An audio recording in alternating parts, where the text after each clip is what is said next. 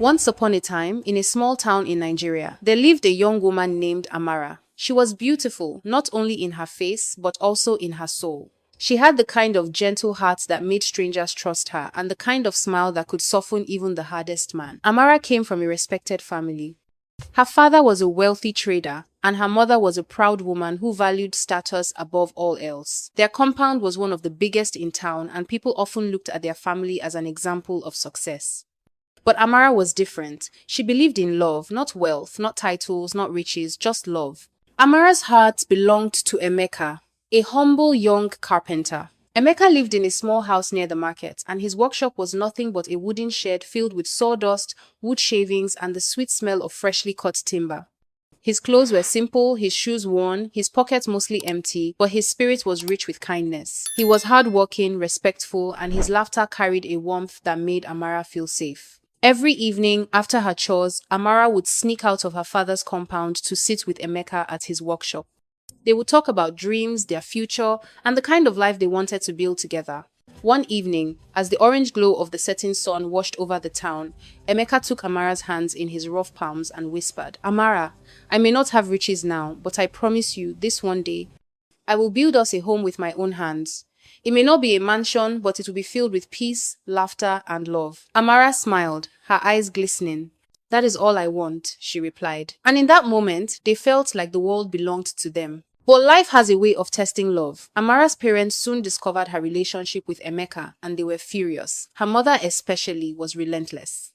"Amara," she snapped one evening, "you are the daughter of a respected family. Do you want to disgrace us by marrying a poor carpenter? Love does not put food on the table. Love does not build honor. You must marry into wealth." Her father, though softer in tone, agreed. "Listen to your mother. This Emeka is a good man, yes, but he cannot give you the life you deserve. A woman must marry where there is security." Not long after, a suitor came knocking, a wealthy young man named Obinna. He was the son of a powerful politician, and his family's name carried weight everywhere. Obinna was tall, handsome, and dressed in the finest clothes. He drove flashy cars, his wrist shone with gold, and his confidence filled every room he entered. To Amara's parents, he was perfect. To Amara, he was a stranger with an arrogant smile. "Papa, Mama," Amara pleaded, "I do not love him. My heart belongs to Emeka. Please, let me choose for myself." But her parents refused. They arranged her introduction ceremony with Obinna in 2 weeks. When Amara told Emeka the news, she wept bitterly in his arms. Emeka's heart shattered, but he held her close. "Do not cry," he whispered. "If they cannot see my worth now, one day they will. And no matter what happens, Amara, I will not stop loving you." The day of our introduction came, and while the compound was filled with music, laughter, and expensive gifts, Amara's heart was in pieces. Obinna looked proud in his agbada, his smile wide as he held her hand. But to Amara, his touch felt heavy, like chains locking her into a future she did not want.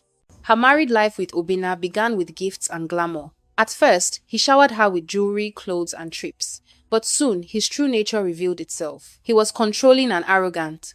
He spoke to her like she was his property, silenced her when she had opinions, and flaunted his wealth as though it was the only thing that mattered. Amara realized quickly that she had been sold into a cage, one made of gold, but still a cage.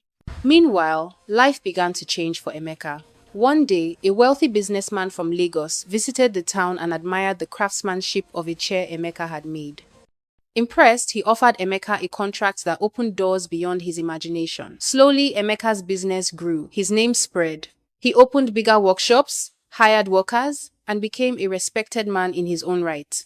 The once poor carpenter was rising step by step into the very kind of man Amara's parents would have once wanted for their daughter. But his heart, though hardened by pain, still carried the memory of Amara. Years passed. Amara, now trapped in a joyless marriage, grew weary.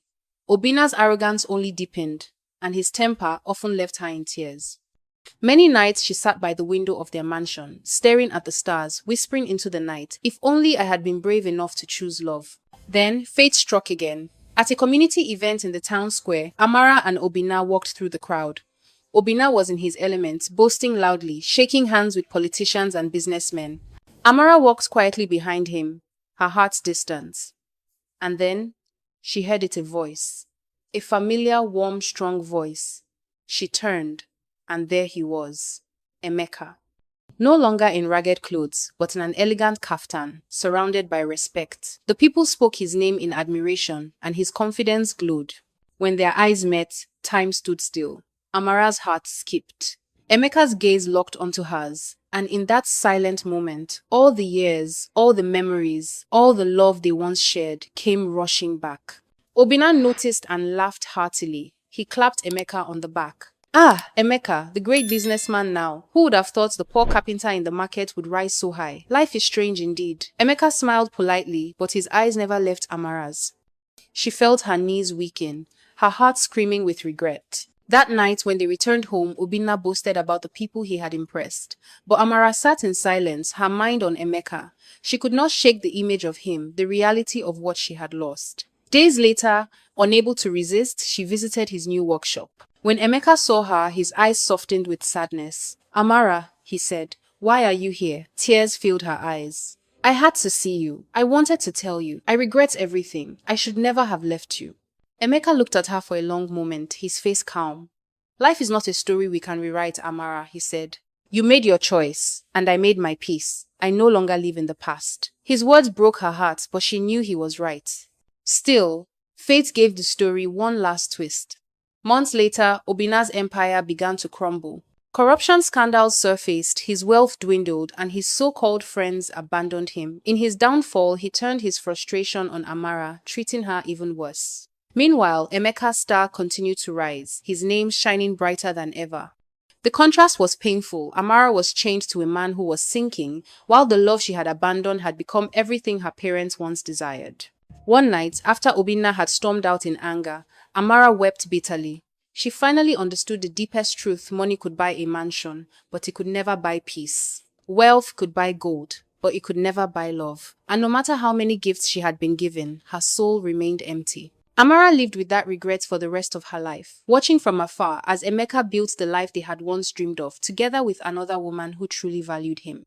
And that, my friends, is the painful clash between love and societal pressure. A lesson that when the heart speaks, ignoring it may cost you the very happiness you spend your life searching for. So tell me, if you were Amara, what would you have done? Would you choose love and struggle with Emeka, or wealth and emptiness with Obinna? Remember to like, share, and subscribe for more stories like this. And do not forget to turn on the notification bell so you never miss the next tale. If you enjoyed this, then you will love the story of They Called Her Bush GRL, but she was the only one who got a scholarship. Abroad, make sure you watch it right after this one.